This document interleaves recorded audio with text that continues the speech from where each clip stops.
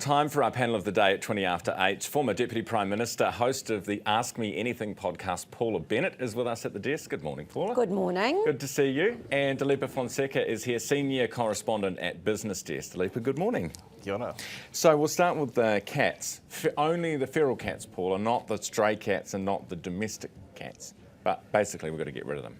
Yeah, and we've got to define we know what a feral cat is, and I think people are thinking it's feral cat's a West Auckland, big pussy cat, and it's not. These things are huge, and they're terrifying. I've actually seen one in the wild, but a friend of mine who's a hunter, he was saying that in the South Island he was out hunting and he saw this thing just mauling a goat and just had no idea what it was, and looked, and it was a feral cat, and he shot it, you'd be pleased to know. As they should. As they should. But I think I like the idea of shooting, and I like just the damage they do is insane. Yeah, so you like the idea of shooting them? The feral cats. The feral cats, yeah. This is the problem though, is you've got so many people who love domestic cats, and the line is all blurred, isn't it? Yeah, well, I mean, feral cats, I think, kill more than 700, are capable of killing more than 700 sort of reptiles and birds, each. And that's a lot when you take it of a massive population. So that is, what has surprised me, I think, about this debate has actually been, in the past I've heard predator-free, and I don't know whether they've changed their position, talk about how more consultation and more investigation is needed into whether feral cats should be put onto the list, which surprised me given population of the feral cats, and the fact that we know that they are killing native wildlife. So I'm not quite sure what's behind that, but I kind of wonder if, like you say, it's a bit of the third rail of New Zealand politics. We all know what happened the last time that someone in the political sphere suggested killing cats. It was Maggie Berry. It was! Well, I thought it was Gareth Morgan. He was quite big on it. He was big on that. Did Maggie think the same? Yeah, Maggie, the only good possum is a dead one, and... It's true, though. And protect our native wildlife. Because at the end of the day... Oh, God, I hope I'm not doing her a disservice. No, she should be right. Yeah. She had the gardening show. That would be right up her alley, wouldn't it? Yeah. Get rid of the cats. Because they're not good for gardens either, by the way. But we're at New Zealand. Are we known for cats? No, we're known for birds. And if the cats are killing the birds, we've got to kill the cats. Oh, gosh. As you say, you're walking a line there, Ryan. Right. There are people sitting at home right now that are just absolutely Wait till you see the letters and the emails. Hashing their moggies on the couch. All right, spitting up their cups of tea. Yeah. Business confidence on the rise. Dileepa, this is good. This is from the survey out yesterday. Confidence on the rise, but we still keep sort of downgrading. We'll have a burst of confidence, but we'll say things aren't great at the moment, but we think they will get better. And then when the next one comes out, it's the same story. Yeah. Are we too hopeful? Yeah, well, like you say, I mean, this is actually not the first time the business confidence has been up when when actual activity is turned down. I mean, we keep hearing about green shoots. The green shoots sort of rise and then die, and now maybe they're rising again.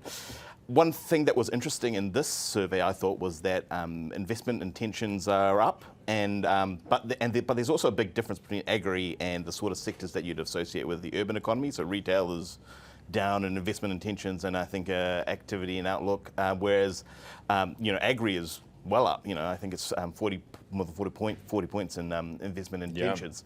So that to me tells that there's a bit of a disconnect there. The economy is sort of running in two speeds.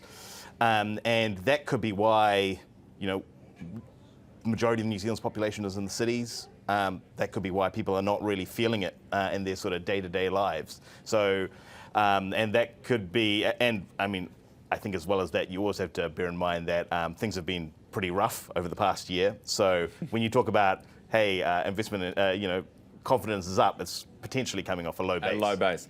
Yeah, it's true. But interesting what you say about the two-tier economy, and the cities are not getting the boost that the regions are getting because our exports are so good, our primary industries are doing well.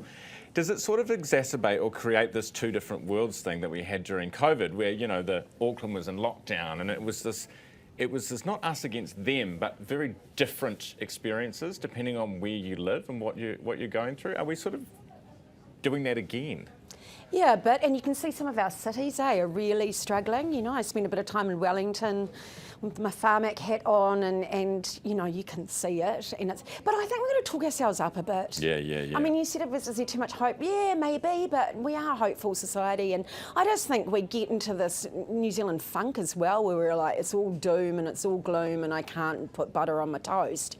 Whereas, you know, like, I just think we've got so much opportunity. I saw your story earlier on the CRL, and it's just like, you know, bring it on, bring it into the city, and bring something that we're actually proud of, and you know, like, and let's actually have confidence in ourselves and each other, and try and get ahead. Yeah. There we go. How's that? That's why you were in politics. You can turn those numbers around on a dime. That's why I'm in journalism. Yeah, it's a great poll.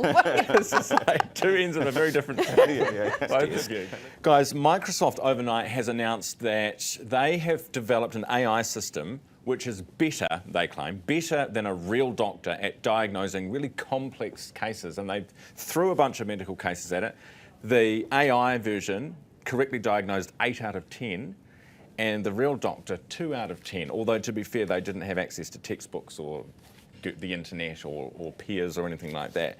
But just off sort of intuition, the AI thing was way better. Wow. Do you think you would trust an AI diagnosis, Paula? Yeah, it was interesting. I was at a MTAN sort of medical tech conference yesterday, and it was really interesting trying to think about horizon scanning and what's coming up and what we can do. You know, you even look at immunotherapy now. You know, you're going to get to a point where if you've got cancer, we're not blasting your whole body, we're blasting that cell and building up your own immune system. And if you think about where we're at now compared to where we were 5 years ago, it's really hard to think about where we're going to be in 5 years' time, because it's just changing so rapidly. I just think there's got to be a combination of both. I don't think I'd sit there and go, oh, AI says I've got this. Yeah. You know, I mean, we've been encouraged when we've given a diagnosis or something not to go and Google. It feels like it's an extension of that. Yeah, and the true. next thing I'm like, okay, amputate the leg. Yeah. You know, like, Ask AI how to do that too. yeah, you know, I think I might like the combination of people, but let's not at all disparage technology, because if you just think about, as I say, the technology we've got now compared to what we had, and it enhances and is better for us, it's got to be a good thing. Yeah, true. Dileepa, we had a text from this morning from people who say that they'll go to their GP to get a diagnosis, and the GP will then, in front of them, AI to get a second opinion. Right. Yeah, I mean, this is the interesting thing with AI, right? It can give you a very good impression that it's much smarter than it actually is. You know, we haven't reached AGI, you know, actual intelligence. This is a predictive algorithm. I'm not so familiar with what Microsoft is saying that they've come up with, but you know, if you're talking about the kind of generative AI tools that people are consulting in conjunction with their GP at the moment, perhaps ask another GP for a second opinion if you're worried. Yeah. But I mean, I think that we have to kind of be aware of some of the limitations of AI. Like with generative AI, the hallucination problem is still there. Like even the latest models from ChatGPT, I remember they released a paper about it. And although it had higher accuracy, the number of hallucinations also went up because the AI was taking more guesses at the correct answer, whereas previous versions had gone, oh, you know, this is outside of my expertise, or, you know, something like that. So this is a persistent problem, and there's ways potentially around it. But I wouldn't be so confident that we've, you know, eliminated those or are close to.